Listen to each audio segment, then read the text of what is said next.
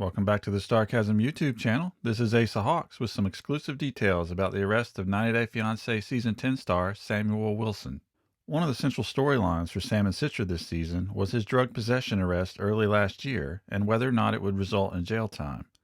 Sam reveals on the show that he missed the application deadline for a diversion program, which would have resulted in no jail time in addition to the charges against him being dropped after completing the 12-month program. As far as the arrest itself, Sam claims that he was traveling with a coworker and was caught with prescription Suboxone that was in an unlabeled prescription pill bottle. Here's Sam explaining the reason for his arrest on the show for the first time.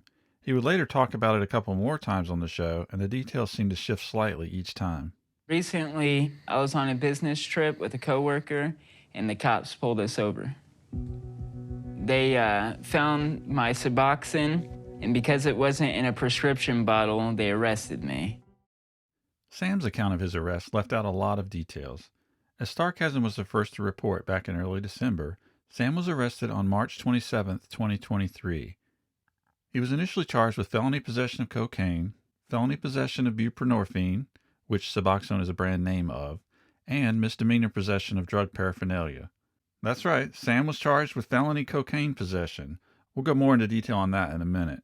Sam Wilson mentions on 90 Day Fiancé that he was traveling with a coworker at the time of his arrest.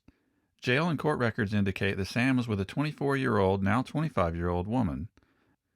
The young woman was also arrested and charged with misdemeanor marijuana possession, driving without insurance, driving on a suspended license, and speeding.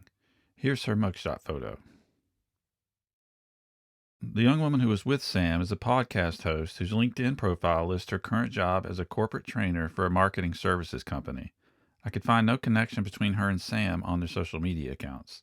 Getting back to Sam's cocaine possession charge, that was dismissed on June 14th, which was one day after a docket entry indicating Sam intended to apply for the diversion program.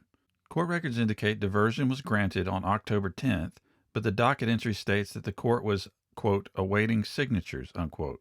The judge offered me a diversion program, but because I missed the deadline to file the application, I could be facing jail time. Sam was officially granted admission to the diversion program by the court on December 15th. According to the order, a diversionary agreement was executed between the defense and prosecution, and the court sustained the state's oral motion to stay the criminal proceedings. After examining all the reports concerning this incident, the district attorney's office believes that it is in the best interest of all parties concerned that prosecution of this matter not now proceed, and that the defendant be diverted from the criminal justice system, reads the agreement. The diversion program lasts for 12 months and includes a list of very strict guidelines that Sam must abide by, including counseling, no drug use, including alcohol, and random drug screenings. I will put a link in the description down below to the Starcasm article with all the details from Sam's diversion agreement.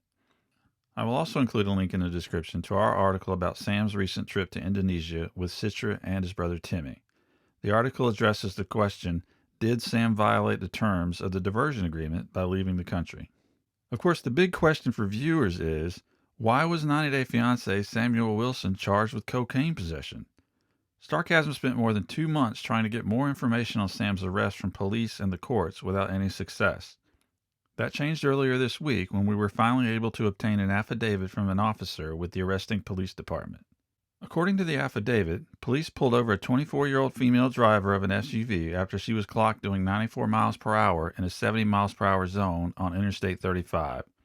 The driver had a suspended license and did not have proof of insurance. The deputy smelled the odor of marijuana coming from the SUV, the affidavit reveals. The deputy asked the driver, and she admitted marijuana was in the vehicle. Wilson denied that there was marijuana in the vehicle. The deputy searched the SUV. In the glove box, he found a small glass jar labeled gold that held suspected marijuana. The substance later field tested presumptive positive for the presence of THC. He also found 3 foil woods cigar packages.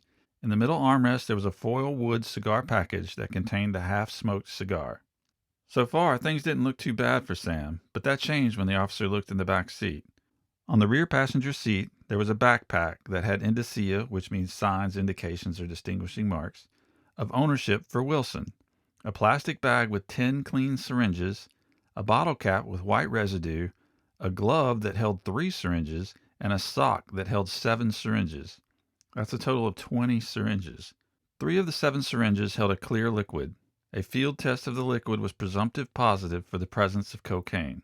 The backpack also held a plastic pill bottle with a prescription issued to Timothy Wilson, which is Sam's brother, for clindamycin, which is an antibiotic. The bottle held 7 blue capsules.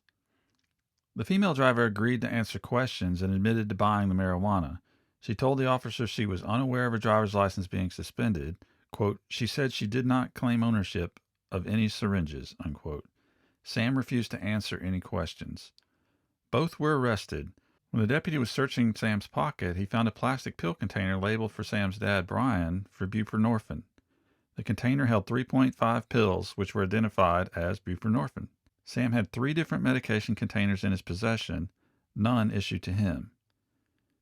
As mentioned earlier, the cocaine possession charge against Sam was later dismissed. It's unclear why. It could simply have been part of a plea deal, or perhaps the field test results were inaccurate or somehow in question, or maybe even prosecutors weren't confident that they would be able to establish who the liquid-filled syringes belonged to. I'm not sure. These are all theories and purely speculation on my part. In a preview for the 90 Day Fiancé Season 10 Couples Tell-All special, we see Sam admitting that he cheated on Citra with another woman before Citra came to America.